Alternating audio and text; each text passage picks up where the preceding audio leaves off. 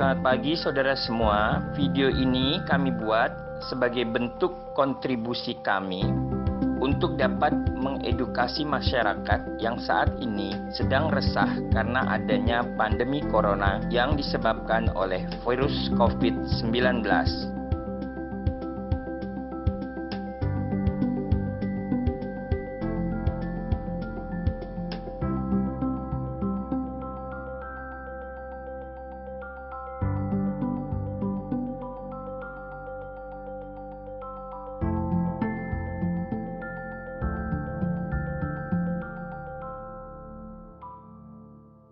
Virus COVID-19 yang akrab di telinga kita akhir-akhir ini merupakan virus yang penyebarannya diawali di kota Wuhan, Republik Rakyat Cina.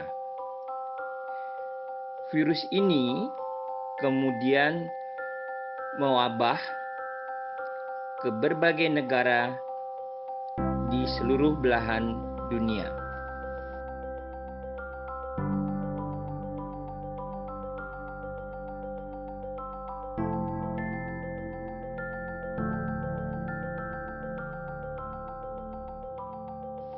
Nama COVID-19 itu sendiri adalah singkatan dari Coronavirus Disease dan angka 19 mengacu pada tahun munculnya wabah penyakit yang disebabkan oleh virus tersebut pada tahun 2019.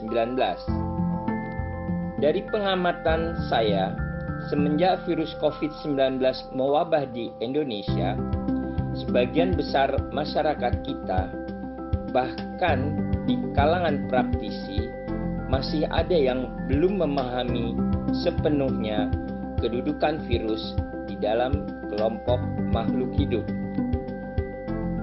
Ketika kita berbicara mengenai virus, maka kita mulai dengan suatu pertanyaan, apakah virus itu sesungguhnya?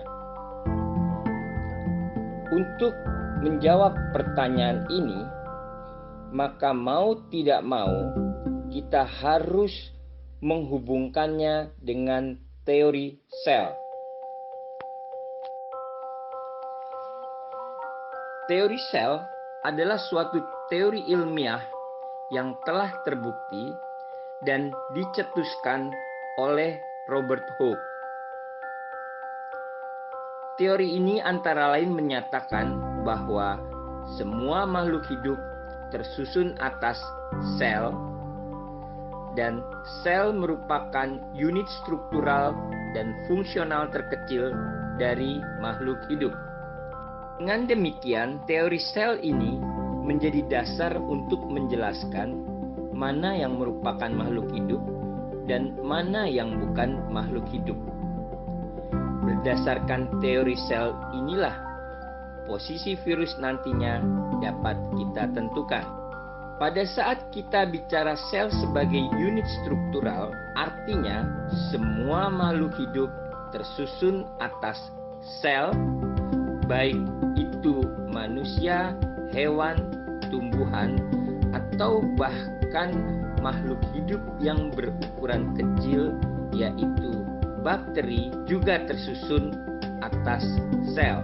Sel sebagai unit fungsional terkecil memiliki arti bahwa sel bertanggung jawab atas semua fungsi atau aktivitas kehidupan. Hal tersebut bermakna bahwa ketika suatu organ dari tubuh mengalami kerusakan, maka sel sebagai unit terkecil bila dalam keadaan sehat dapat memperbaiki fungsi dari organ yang sakit tersebut. Jadi sel itu sangatlah fungsional untuk mendukung aktivitas kehidupan dari organisme hidup itu sendiri. Selanjutnya adalah apakah sel itu? Sel merupakan unit kompleks dengan beberapa komponen penyusunnya. Komponen penting pada sel yang utama adalah materi genetik yang berperan dalam mengatur seluruh aktivitas sel. Substansi dari materi genetik ini adalah asam nukleat berupa DNA deoksiribonukleik acid atau asam deoksiribosa, dan RNA atau ribonukleik acid atau asam ribonukleat. Materi genetik akan mengatur aktivitas sel karena akan diekspresikan menjadi protein struktural maupun fungsional yang berperan penting dalam aktivitas sel. Komponen sel lainnya yang tidak kalah pentingnya dan harus ada di dalam sel adalah ribosom. Ribosom merupakan komponen sel tempat terjadinya sintesis protein. Protein tersebut akan berperan dalam proses metabolisme, yaitu seluruh reaksi kimia yang ada di dalam sel. Metabolisme akan menyediakan energi untuk aktivitas kehidupan serta senyawa pembangun atau building block bagi struktur sel itu sendiri. Komponen yang juga ada di dalam sel dan berperan penting adalah membran sel.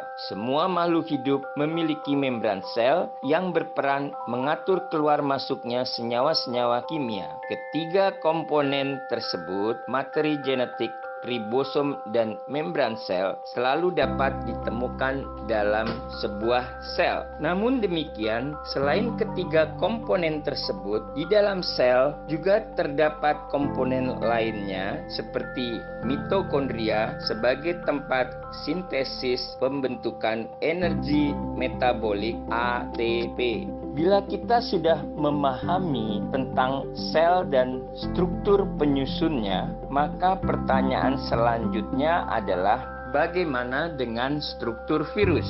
Apakah virus memiliki struktur yang sesuai dengan kriteria suatu sel? Ternyata, jika kita lihat struktur penyusun suatu virus, maka akan terlihat bahwa struktur dari partikel virus sangatlah sederhana. Semua virus memang memiliki materi genetik, namun berbeda dengan makhluk hidup lainnya, materi genetik pada virus hanya DNA atau RNA saja. Pada partikel virus, kita tidak akan menemukan komponen sel seperti membran sel, ribosom, mitokondria, dan lain-lainnya.